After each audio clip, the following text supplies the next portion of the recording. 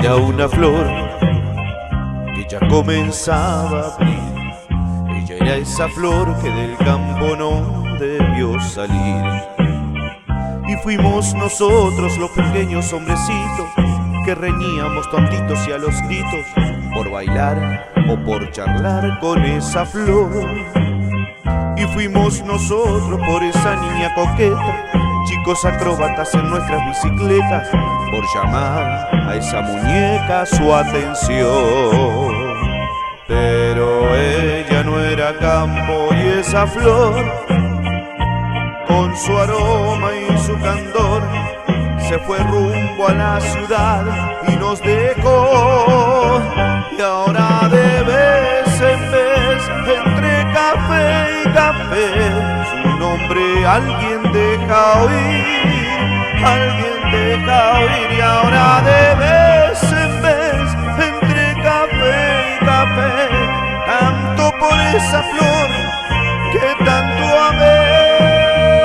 Y ahora de vez en vez, entre café y café, su nombre alguien deja oír, alguien deja oír. Y ahora de vez en vez, entre café y café, canto por esa flor que tanto amé.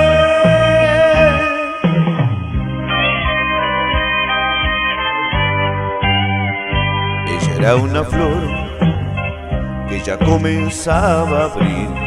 Ella era esa flor que del campo no debió salir. Y hoy supe que ha vuelto a mostrarnos su cansancio, hoy después de que han pasado varios años, ya gastada de ciudad y sin amor. Y hoy supe que ha vuelto y aunque el pueblo aún es chiquito, ya no ríen en las calles muchachitos, ya no es puro el aroma de esa flor.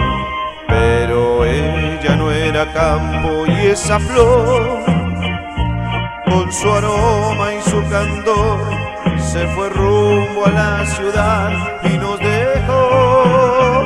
Y ahora de vez en vez, entre café y café, su nombre alguien deja oír, alguien deja oír. Y ahora de vez en vez, entre café y café, canto por esa flor que tanto amé.